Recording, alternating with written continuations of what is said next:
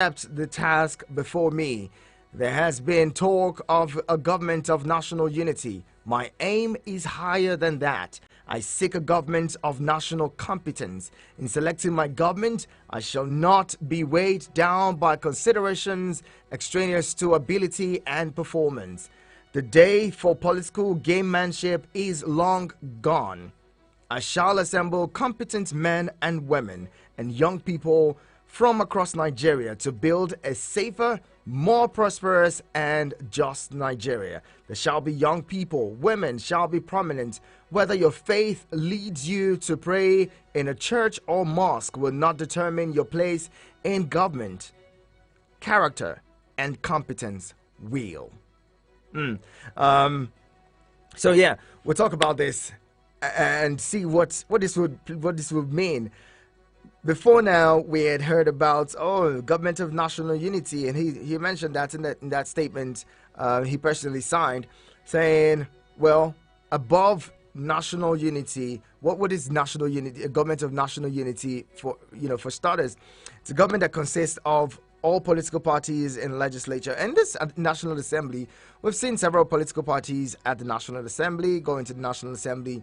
Well, but then he's saying in his cabinet, it wouldn't be like where you would have a situation where he's appointing people from other political parties. We know what it is in Nigeria. Politics is the game. He says the days of gamemanship is over, but then the game continues whether we like it or not. Politics is a game. That's what they call it, right? The game continues. At this point, shifting away from that conversation of my government will be a government of national unity to my government will be one that has competent people. Now, give it to him. Asiwaju Ahmed Bola Tinubu is one of those governors, or in fact, one of the first governors that had people in his cabinet who were from other ethnic and other states. He appointed people who he deemed competent and who he deemed to have had the capacity to deliver on the job, irrespective of their ethnic,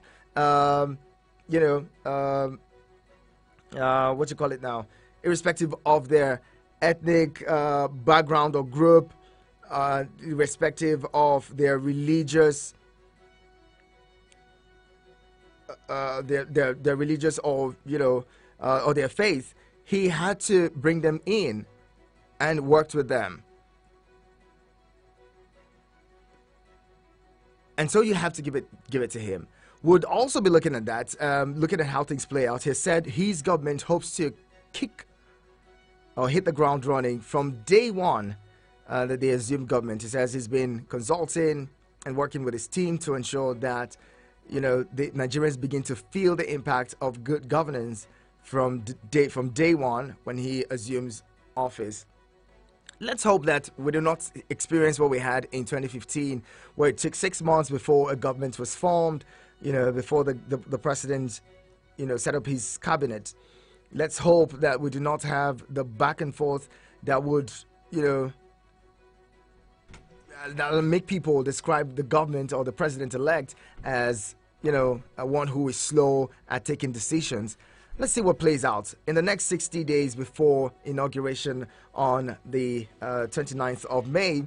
What is going to play out? It's going to be quite interesting. And I have joining me in the studio this morning to discuss this, Andrew Abu, who is a political analyst, understands the workings of government and governance. Today, we're not talking to him as a partisan person. We're talking to him as a Nigerian who understands how these things should work. We're going to be having this conversation. You too can be a part of it. Keep these numbers close: 090-7353-0044 and 090-8766-8888. You can send SMS and WhatsApp messages to 090-9705-4450. Mr. Andrew, good morning, and thank you so much for joining us. Yeah, good morning.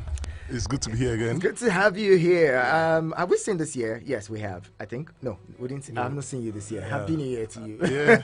Even if it's March. Yeah. So the elections have come and gone. A winner has been declared. INEC, made that declaration. Yeah. Some Nigerians are going to court and saying we do not accept the outcome, but that's what it is at the moment. We have a president-elect as declared by the only body constituted with the power to declare a winner in the elections. Absolutely.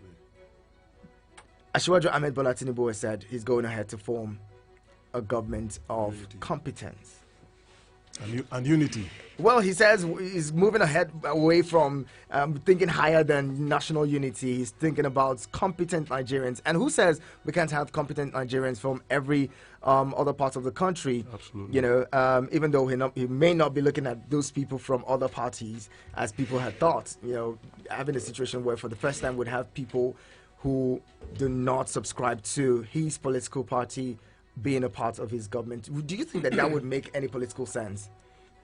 So first of all, I need everybody to understand that the Nigerian government is for Nigerians. And what that means is that anything that happens in Nigeria affects every Nigerian. And to move this country forward is the duty of all well-meaning Nigerians. Absolutely. Okay, so the president-elect has emerged, you know, and is the candidate of the APC. We must, at this point, look beyond, you know, what happened before and what is playing up now, you know, because we need to secure the future of Nigeria. And by doing that, it is the responsibility of everybody that means well for this country. So for me, it's not about party affiliation at the moment. It's about how we can get the job done, you know, and if bringing everybody across every divide on the fray to make this happen, I'm in for it. You know, we just need this country to work better than it is working at the moment. Now, do you what kind of appointment would you want Asiwaju to make that would, you know, calm this fraying nerves, that douse the tension in the country with all of these? Oh, we don't accept this, we don't accept that, we don't accept the outcome of the elections. We're going to court. Many Nigerians saying, oh, they're losing confidence in government, losing confidence in INEC and the entire electoral process. What do you think he should do at this time to, you know, douse the tension as president when he eventually takes over? So I think what is paramount to every Nigerian right now is good governance, and good governance can be given only by people that are competent. So what can douse the tension as it stands now is when Nigerians start seeing a semblance of what this country should be like, you know, how the system should work for everybody. Okay, so regardless of who becomes the president of this country, I think every Nigerian just wants this country to work, you know. So it is beyond, right now it is beyond who is the president of the country. It is about how this country can work, you know.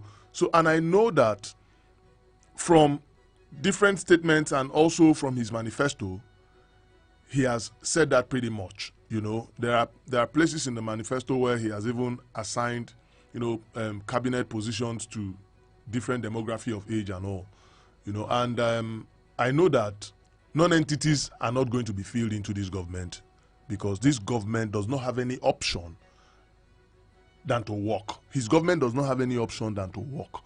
Okay, so that goes beyond saying. Okay. So, and the only way this country can work is for competent hands and people that can drive the policy and program of the APC as enshrined in the manifesto of the president-elect. Now, it's specific about young people and women in government. Over time, we've seen, you know, young people agitate to say, we want, you know, we want sports in government. We want, you know, we want to be represented in governance.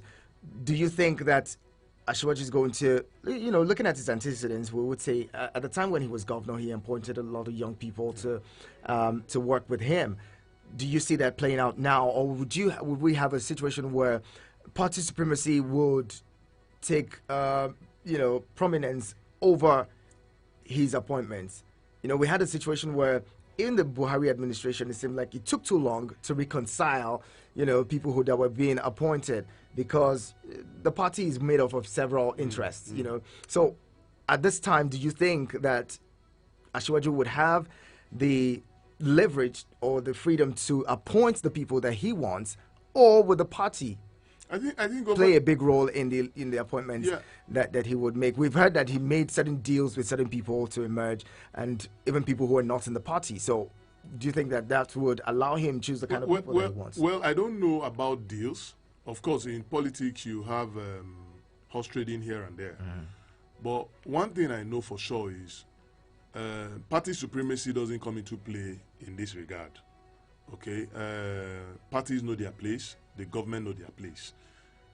If the country under his leadership, the takeoff of his administration from 29th of May performs below average, nobody's going to call party supremacy. It's going to be Asiwaju Bola Ahmed Tinubu, senator, who is the person at the mantle of leadership. So it behoves on him to take the right decisions, and the right decisions should produce positive results. Okay, like I said, maybe President Muhammadu Buhari had the leverage of a lot of things stemming from the support he got, before and after elections in 2015. But I don't think the president-elect is going to get that sort of leverage, because everybody is almost walking on a tightrope and needs to see positive results. And I know that from his antecedents, he's positive result driven. Now, talking about young men and women, there's no doubt the demography of the people that makes up that makes up the highest number of electorates are young people between the ages of 40 and below. Now, it is only natural that very young people should make a reasonable percentage of the cabinet of the president-elect. I say this because we need to start speaking to the issues and we need to start dealing with the issues. And by doing that, you need to have people that understand the thinking and mentality of this demography that is almost like on a time bomb, so that we can speak the language they understand and work with them in the way they best understand it. Look, like it or not, the people in the 60s and the 70s cannot relate because of the generational gap. They cannot relate to the guy who is below 30 or 20, who is in his 20s. So you need people that are within that generation who can address those issues that bother this demography of people. So, and I know that the president-elect is very well aware of all this. And that is why in his speech, he keeps saying the young people, even as at yesterday, the press release he did, all that were mentioned in it. And if there is one thing I know about the president-elect is he does not say things he's not going to do, So, but I'm also praying and hoping that, the things that people discover in the presidency that are bottlenecks will not be so much to hinder him or encumber him from performing as, expected by especially us that supported him wholeheartedly and voted for him, because we need to turn things around in this country. And the only way we can turn things around in this country is for the system to work, that governmental structure to work, and I have a firm belief that things are going to turn around positively for Nigeria and Nigerians. You mentioned the manifesto. So having examined the manifesto and what Asiwaju plans to do for Nigerians and especially the young people, do you think that all of these court cases and all would not be a distraction to governance? As it is, there are several cases in court. The Buhari administration had something like that. Don't you think that all of these court cases and the disagreements here and there would not affect, his attention to governance? So first off, let's put things into perspective. You know, for every electioneering year in this country, especially since 1999, till this time, we've always seen same patterns. It's very difficult for losers to agree, to what the outcome of elections are. And this is not just on presidential election, gubernatorial, senatorial, House of Reps, and state assembly elections, even local government. Okay, so it has always been the trend. But you see, it will not be a distraction, and the reason is simple. I mean, the president-elect is not going to stand in court to defend himself. There are a team of lawyers, very brilliant lawyers, that have been put in place, to deal with those issues. They'll give him, day by day, update on how cases are going. But I don't think that is going to, hinder, the job he's elected to carry out. Okay, we've for the first time in the history of our country, we've had government in power carry on with elections without anybody seeing the gap of, everybody taking a back seat from governance and just facing, elections. And we've seen that in the Buhari's administration in 2015, in 2019, and now in 2023. Nobody would have thought that can, happen.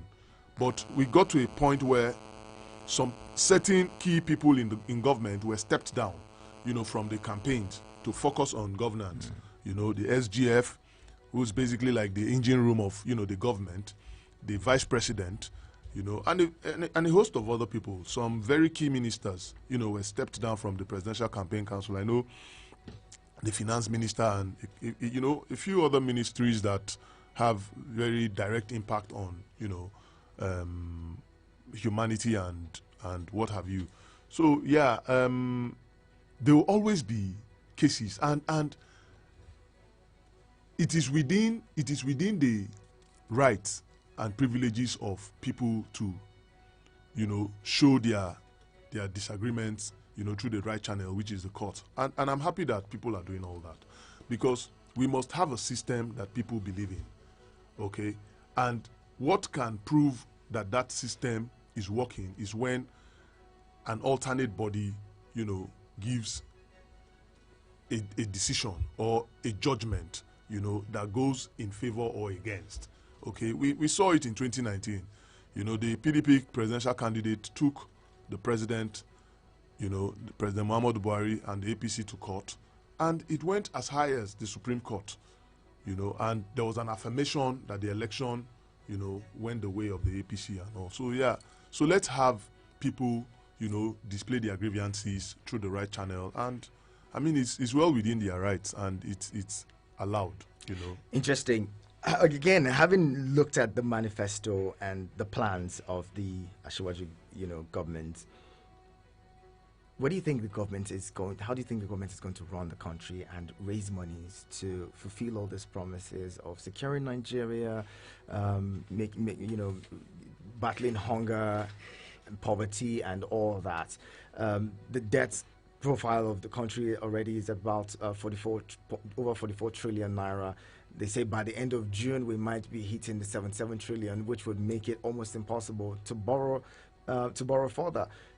How do you think this government is going to survive? The next administration would survive going by this high debt volume that they would have to manage? Yeah, so we have something very critical that has been a plague to the Nigerian people and the government. Difficult to deal with, but I'm happy that the president-elect, Senator Bola Ahmed Asiwaju Tinubu has, even before the general elections, have over time said that he was going to take out subsidy. We know how much subsidy regime has plunged this country into a lot of debt burden, and I'm happy that somebody is going to take the bull by the horn. Yeah. So we know what is going to follow, but in the long run, everybody is going to be happy and better for it. I don't want to preempt or start, assuming things, on how government is going to run, and how monies and how some, landmines are going to be sidestep. But you see, a lot of times when the president-elect has never been a president before. He's been a governor in a state, complex state, Lagos state and all, but he has never been a president before.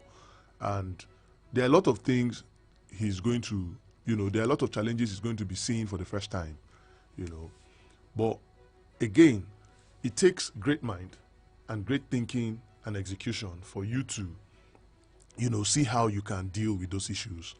And I have a firm belief that by the time he becomes the president and commander-in-chief, he's going to find a way around those things. Okay? But because my concern is, in 2015, when the Buhari administration took over, it had made several promises to Nigerians. But when he came in, it says, what we saw was quite different from what we thought. Absolutely. So this element of surprise, how do you think that this government, the incoming government, will be able to manage it when it gets in there and sees something completely different? Would it be going back on its promises? Okay, so the beauty of this is that the situation of 2015 is quite different from what is going to happen in 2023. Now, 2015 was a total change in government and political party, a total change from a 16 years rule to a fresh, rule, that started in 2015. We're switching buttons, now it is party to party. At least we have the president-elect, who is very close to the current president, and they have a very good, rapport and good cordial relationship. Okay, so one thing is for sure. The case of 2015 is not going to be like 2023 because it's our government, and we are going to just continue on a lot of things. Of course, new innovations and different things are going to be introduced.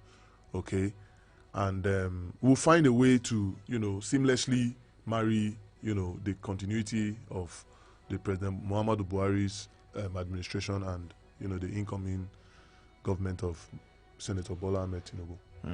I'd love us to touch on the fight against corruption. Is this government going to continue with that fight against corruption? Because President Buhari says one of his biggest legacies, or one area that he's particularly concerned about, is the fight against corruption.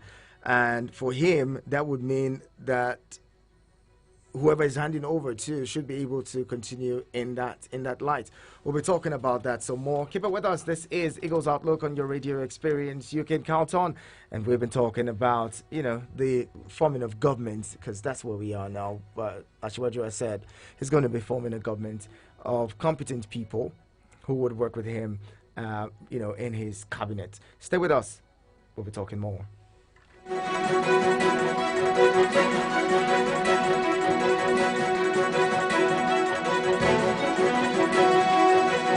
Eagles 102.3 Abuja. From Milky Way to Earth, everywhere there's internet, you can connect with Eagles 102.3 FM Abuja. Log on to our website www.eaglesfm.com. Follow and engage with us now on Facebook, Twitter, TikTok at Eagles FM Abuja, Instagram at Eagles FM 1023. Download our apps on your Android and iOS stores. Eagles 102.3 FM Abuja, your radio experience you can count on. Has anyone told you you can talk about your business on radio for just 15,000 naira? Get a chance to talk your business for 25 minutes on The Entrepreneur. Mondays to Fridays, 3 p.m. on Eagles 102.3 FM Abuja. For more inquiries, call 090-9984-4433. 090-9984-4433. The Entrepreneur. Talk your business for just 15,000 naira. Hurry now. Join the Eagles 102.3 FM Secondary School Squeeze-Out Show and be the academic champions. Enroll your school with 2 students participating in mathematics, English, and general knowledge. Registration is 20,000 naira only. And what's more, your school gets massive promotion as long as they remain in the competition. Entry closes on the 18th of March 2023. For payment details and inquiries, please call 090-9719-8377. Eagles 102.3 FM Squeeze-Out Show. Building future champions today. No AC? No problem. We're cooling you down with the freshest hits. Eagles 102.3 Abuja. Right, thank you so much for staying with us. The conversation continues. We're talking about, forming governance or forming government as it is. Bola Ahmed Tinubu has made a strong statement as a president-elect, not leaving anything to chance and really speaking to the issues, knowing that Nigerians are waiting to see what plays out now that he's been declared winner of the election. He should be focusing on governance and not he's, according to him, politicking and gamemanship is over. It's time to focus on the real thing. And Nigerians are waiting to see what plays out. Would it be like the 2015 where it took 6 months to form a government or to form the cabinet? What kind of people would make the list of those who are going to be working with him? Would it be people of good competence? Would it be like we saw in 2015 where names of people who had long gone were in that list? Would he be deliberate enough to also deliver on the promise of, having young people and also women in the government? All of that, Nigerians are waiting to see. Come May 29, he would take the baton or take the mantle of leadership. Would he make any difference? He said he wants competent people and people of character in his government. We're talking with Mr. Andrew Abu, who is a political analyst. I love to call him that today. Sticks to that. And also someone who understands the workings. Now, let's talk about one big issue, the National Assembly. The legislature is one that can actually either help in having a good government, at the center or not. In 2015, we saw a disconnect between the National Assembly and the executive. In 2019, the leadership of the National Assembly says, well, we're going to do whatever it is that the executive says. We're on board with them. We're in bed with them. Whatever they say is what we're going to do. Whatever they bring would pass. And many Nigerians, have described that assembly as a rubber stamp assembly that hasn't done any, checks and balances, that hasn't, really defined the principle of separation of power. Now people are saying, or, some people are saying, oh, the next president of the Senate should come from the Southeast. That's a party issue. Should come from the Southeast. Some others are saying, no, the South needs to produce the next president of the Senate. We've seen names come up, the likes of Ojus Okalu, Senator Akpabio, Adams Oshomole is from the South, and other people who are also coming up from the North Central as well as the Northeast. Would we have a situation where Asiwaju would influence the leadership of the National Assembly, or would it just be actually the real, the National Assembly taking charge and doing what they should do and selecting principal officers of the Assembly? Okay, naturally, every president that wants a smooth sail of his policies, especially policies that will have legislation, would always want people that will make that work easy for him, and I don't think the role of the National Assembly is and the executive is one that should be at daggers drawn. It's just about collaboration and everybody understanding what can be done and what cannot be done. Okay, and unlike what a lot of people feel about the 9th Assembly, which is referring to it as a rubber stamp. I beg to differ, because there were a couple of things that the executive brought that they did not completely agree to. We all saw the back and forth about even the Electoral Act, that eventually became a law. We saw the back and forth between the National Assembly and the executive, through the INEC. So we saw all that and a host of other things where, the executive had to, reject and all.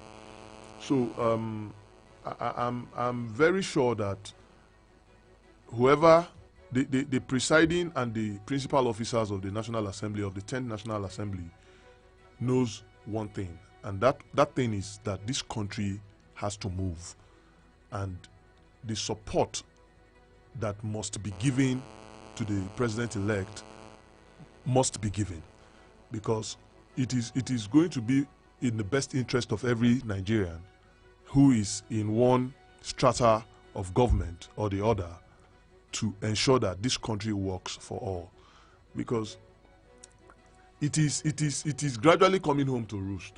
It's beginning to affect a lot of people. A lot of people that did not see themselves losing election lost election, and it was due to a tsunami, that happened. Now, those things, a few people got re-elected because of their performances. So it didn't matter to the electorate what party they belonged, So we are gradually getting to a place where this country has to work for people to see what needs to be, what needs to be done and what has to be, And you are going to your scorecard is going to largely tell if you are going to retain your office or thrown out, So, and your actions or inactions, where you find yourself, whether in the executive or in the National Assembly, is going to speak volume, So I'm hoping and praying that, for all the zoning that the party is going to do, first off, should be one that everybody is going to be comfortable with, that is not going to throw up any more controversy as we already are dealing with, So and I know that the president-elect is someone who believes in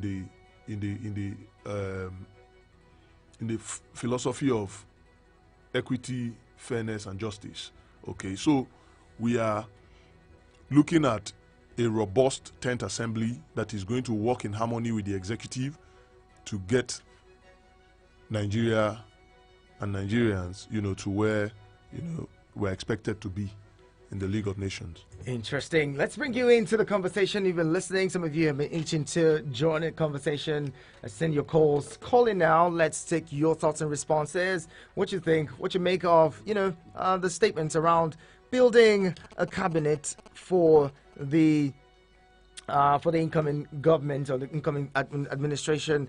The president-elect has made a strong statement in that regard, saying he would appoint people of character and competence to make up his government. Also, the National Assembly leadership, the chairman of the party is saying that delaying zoning till after governorship polls, but already people are having the speculations, and people are already talking about where each position should be zoned to.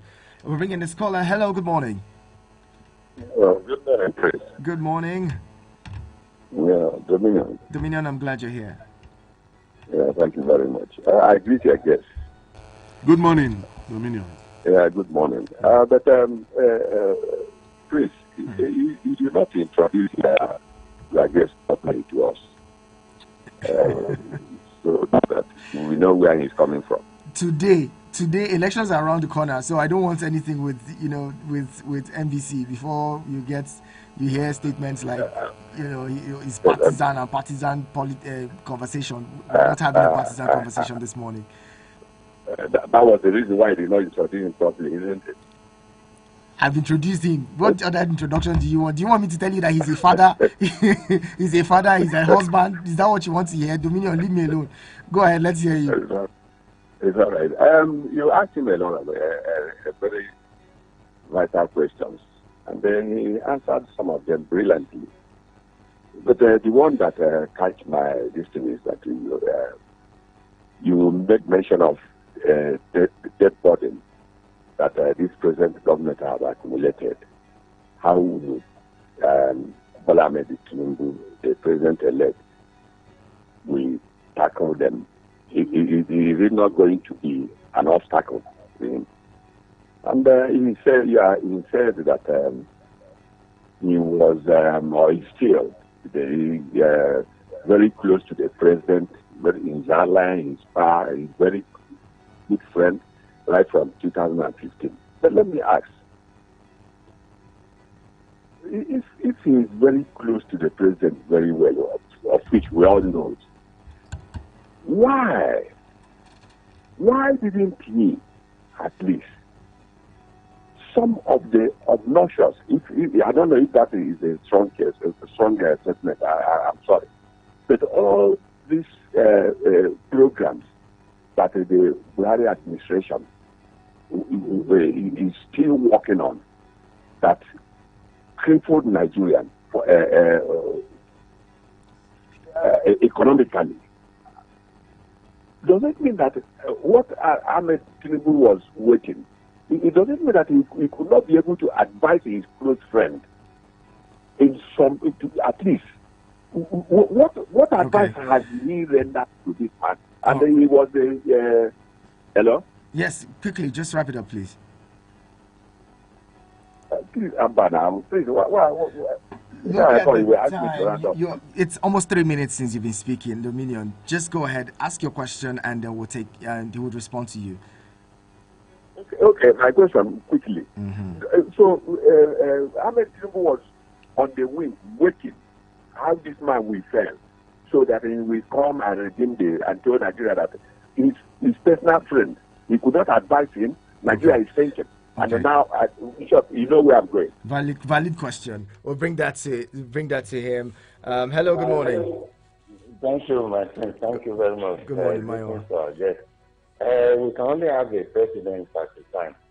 Because I'm your friend doesn't mean that all advice I give to you, you have to take it. Obasanjo has once said it, that even the minister he appointed, if they give him advice, he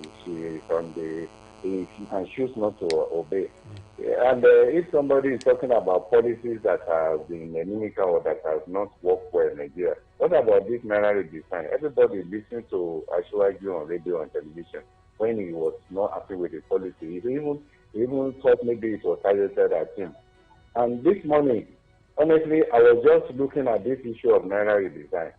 If that type of policy that was so wicked on people, if I will have to juxtapose this with some of the policies that have been brought forward by the current administration that cannot be directly felt by people, if we have to look at if that is how the policies have been rolled out before now, it means that there are some people who are advising the government and they are not looking at the implication of the advice they are giving to the government. That is why it is important. Even a president himself must have his own heart. Irrespective of the soldiers that you have, the capacity you have around you, you too must also be knowledgeable about your policies and things that will work well for the good of the people. It is critical and it is important as we are moving into a new administration. The president himself is the one that must be held accountable. Nobody will take an excuse from anybody. If Nigerians have selected you to bring succor, peace, progress to the nation, you cannot tell us that it's because of this person you are brought on board, that is why you cannot perform. You must be held accountable. And that's why Asiwaju Bola Ahmed Tinubu, as he's coming in, he should make sure that himself is on board. And whosoever that is coming with him, when they are coming with negative advice that will hinder growth, that will bring pain to Nigeria, he should not take it. God bless Nigeria. Thank you. Thank you very much, Mayowa. I'd love you to respond to that question by Dominion. Okay. Asiwaju it was described as the national leader of the party and as a personal friend to the president. He had even spoken about how he was instrumental to bringing President Buhari into power. Did he not, give the president useful advice as to how the country should run, considering that he knew a lot about what was happening in the country. Yeah, so I'm happy that the last caller, Mayowa, practically, responded, in the same way I would have, but without sounding like he does. Dominion doesn't matter. I'll have to just chip in a few things. So he spoke about two things. Dominion spoke about the debt, that I didn't address, that question when you asked, Then about Tinubu just allowing his close ally to fail and all of that. We would only have a president, and the least you can do, or the highest you can do, is to advise the president of a nation, and it's left for him to take the advice or not to take it. And people see things from different prisms, and the policy of President Muhammadu Buhari is his policy. Okay, so anything anybody tries to bring to him is for him to consider or not to consider. So I'll leave it at that, okay? But I know that there have been times that the president-elect have gone to see, President Muhammadu Buhari on very critical national issues, and they've had conversations and all. So on debt burden on this government, people need to understand one thing, that the total debt burden of government or Nigeria is not just the federal government. All the states' borrowings and everything is put together. That is what brings to the total debt burden of Nigeria. Okay, there are state governments that borrow monies from different agencies across, within and outside the country. Of course, they get approvals, certain approvals from state assembly, and they also get, I think for internal borrowings, they get approval from state assembly, and they also get for international borrowings, they get approval from the Federal Ministry of Finance. I think there's for every subnational like to borrow money, the federal government has to be, has to give some level of approval. Absolutely. So you see, the debt burden of Nigeria is not just a burden that is borne by the federal government in unison. It is the total burden of the states, the federal government put together. Okay, and we all know how much a lot of states are practically not even doing anything. Okay, states just go cap in. A lot of states just go cap in hand, at the end of every month to get federal allocation, and only God knows what they do, because in the middle of all that, states are even still owing civil servants salary. There are a lot of states that are largely civil service states, So it still brings us back to, great thinking, innovation, and things. Look, I don't believe that there is no state that cannot survive on its own, but it takes a great mind at the leadership of that level, at subnational leadership, to be able to, come up with innovations that can prosper the state. You get, and you see, there's a whole lot of concentration on the federal government, because the states, a lot of states are not, a reasonable percentage of states are not working, and I look forward to the time where Nigerians can start holding state governors and state governments accountable the way they are holding the federal government. I'm telling you, if we do that, 70% of our problems in this country is going to be solved. Which is why we need to go out tomorrow. People need to go out tomorrow and vote. I was going to come to that. Let's quickly bring in another caller. Hello, good morning. Hello, yeah, my prince. Good morning. Good morning. Good morning, my prince. Good morning, Tekinbe. Good to have you. Hello. Good morning, Tekinbe. We can hear you. Yeah, good morning, my prince. Yes, my name is Hundu. I'm calling from New Yanya, my prince. Go ahead. Yes, I have no doubt that Asuwaju will make a good president. And the only problem I have with him is that, age is no longer, on his side. However, I trust him to bring in capable hands, just like, he have said, and not to bring in a unity government, but a government that will have competent people. And Asuwaju is coming in at a time that Nigerians do not need too much talk, but action. And I'm afraid that just when he will be sworn in, this government did not make any budget for subsidy, for fuel subsidy. So it means that we're not going to be having fuel subsidy. And when we're not going to be having fuel subsidy, it means that some things will go up. So I foresee that there will be crashes. So I pray that we'll be able to manage it well. And secondly, I want to say that the National Assembly, if they don't have a good working relationship, with the president, he might not be able to do much. And that was the reason why in 2015, when Buhari stayed aloof, it discovered that Saraki came in. And before you know, he met someone from the opposition, the PDP, a deputy senate president. And they were just opposing and opposing and opposing.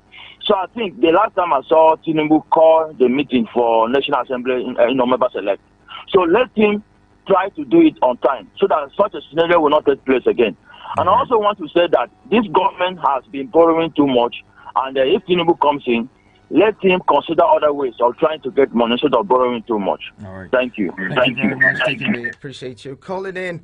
We're taking one more call and then we call it a wrap. 09073530044 and 09087668888. SMS and WhatsApp messages go to 09097054450. I'm going to stay a little more with the National Assembly. In the National Assembly now, we have more parties, represented at the National Assembly. About 6, 7, or 8, political parties have made inroads into the National Assembly. Some of them just have one candidate, but or one elected member or senator. As it is, would the APC government?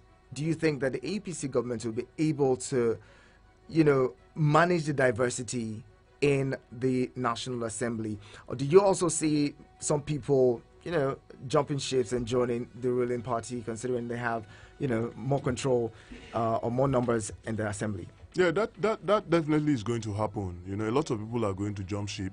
A lot of people who are senators elect and House of Rep elect in different political parties are already in talks with the APC, to jump ship and all of that. So that definitely is going to happen. And it's all about power play and survival. Okay. National Assembly is straightforward. It's either you're in the minority or you're in the majority. Yes, there are positions for minority, there are positions for majority. So it is left for the minority parties to deal with those issues that have to do with minority in the National Assembly. Then for the majority, it is for APC, to deal with, the internal party struggles, that might play out, going into the National Assembly election. I was seeing this morning some zoning of some of the National Assembly, some of the offices, as constituted in government, already. So naturally, what political parties in government do is from the party, the positions in party according to zones, the positions in government according to zones, like that. So it all encompasses. Okay, so if you look at, I don't know how real this is, but this is what I saw this morning, and I'm not saying it is confirmed. North Central has, of course, the party chairman, and they are hoping that it is going to. They are hoping that the speakership of the 10th Assembly, the 10th National Assembly, is going to go to North Central as well. Northeast already has the vice president. They're looking at House Majority Leader. Northwest, Secretary to the Federal Government, and Deputy Senate President. Now, for those two positions, it's very, heavy and weighty because Northwest brought majority of the votes, that made the president-elect emerge as winner. Southwest already has president, Senate Majority Chief Whip. He's going to go to Southwest as well. Southeast, Senate Majority Leader. South, Senate President, and House Majority Chief Whip. So let's see. That speculation has been rife, and we'll see what plays out in the coming days. If when most people are more concerned about the Senate President and the Speaker of the House of Representatives. What a good way to end the conversation this morning. I see what our clock is in the ceiling, but I'd love to leave us with this message from Sanusi. Sanusi says, let whoever the cap fits put it on. Sentiments, tribalism, political and religious affiliations must be set aside to move the nation to the higher place it deserves. I agree. That is the only solution for now. Competence matters a lot. Sanusi goes on to say, if we get it right, everything will normalize, marching forward to a better Nigeria. Thank you so much, Sanusi from Suleja. Mr. Andrew Abu, see how interesting conversations just make time fly. Yeah. But hope to have you again so we can talk more about this on a day that we can fully talk about, the APC and the government that we hope to, is hoping to, take over the whims of power in the country. Yeah. Mr. Andrew Abu, thank you so much for talking with us. Thank you for having me. It's always a pleasure to be here. I'm glad. Let's keep it together as one people. Go out and vote. If you are one of those who has lost hope or is feeling down and out, do not allow any of those things get to you. Elections would hold tomorrow. Go out and be a part of the process. My name is Ihia Nacho Prince. Business News is up next. Eagles 102.3